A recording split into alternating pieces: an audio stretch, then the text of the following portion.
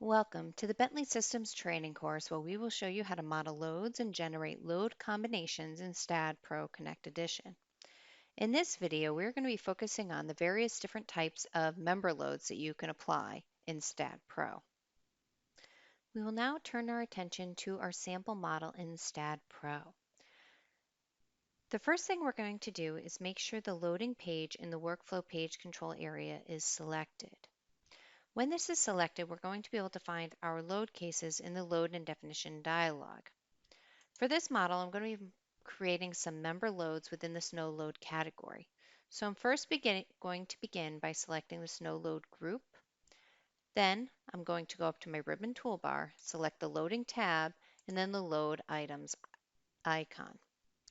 Within the add new load items dialog, I'm going to find my member load group. Now you can see that we have several different types of member loads that we can create. We can create uniform forces and moments. We can also create concentrated forces and moments, also linearly varying loads, and trapezoidal load. Now for each of these load types, STAAD Pro has provided a graphic which will give you an indication of what the variables will be used to define. The first thing we're going to do is we're going to enter a uniform force. So we're going to select that option over in the left pane. Next, we're going to give our load a magnitude. I'm going to enter mine as negative 0.03 kips per foot, and I'm going to enter it for the direction in the global y-axis direction. The next thing we're going to want to do is specify our D1, D2, and D3 parameters. I'm going to leave all of these variables set to 0. When D1 and D2 are set to 0, this basically means this is going to be a uniform load that's going to exist along the entire length of the member. By setting D3 equal to 0 means it's going to be placed along the centroid of the member. Once we're done, we'll go ahead and click the Add button. Now before I close out of this dialog, I'm going to go ahead and create some trapezoidal loads as well. So I'm going to select the trapezoidal option, and here I need to give two load magnitudes. I'm going to start with the first one being negative 0.04 kips per foot, and it's going to go down to negative 0.03 kips per foot. Again, I'm going to enter this in the global y direction. Once we're done, we'll go ahead and click the Add button, and then we'll click Close. Now, after you create these loads, it will be necessary to assign them to the appropriate members.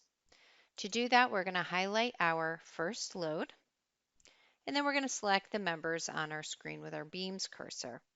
To select multiple members at one time, you can just simply hold down the Control key.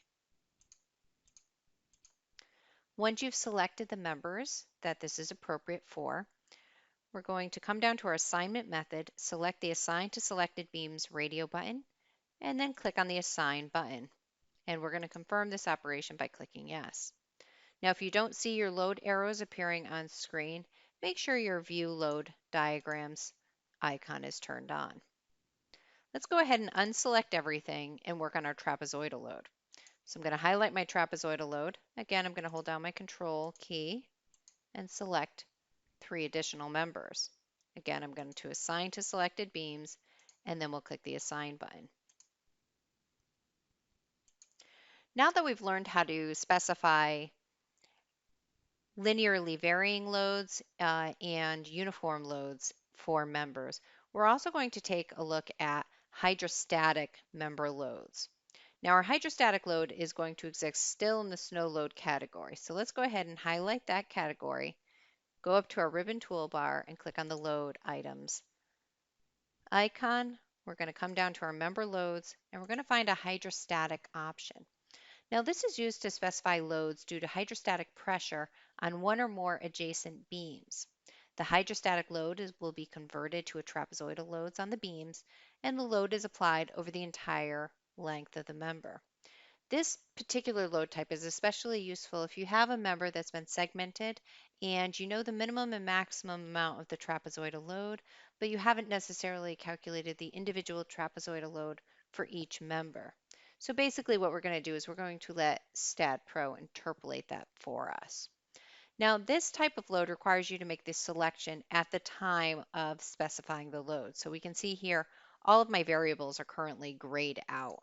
So to make them active, I need to select my members through this dialog. So I'm going to come here, I'm going to say select members, I can move this off to the side. And again, I'm just going to use my Beams cursor, hold down my control key, and then select the members I want. If you need to, you can go ahead and zoom in. Once you've selected your members, we'll go ahead and click on the Done button. And now we can see that all of my information has become available.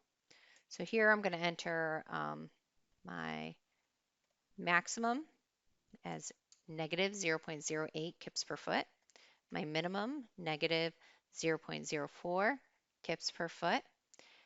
The direction of the load is in the global y-axis, and we're going to ask it to interpolate along the global x-axis. So once we're done, we'll go ahead and click the Add button and then click Close.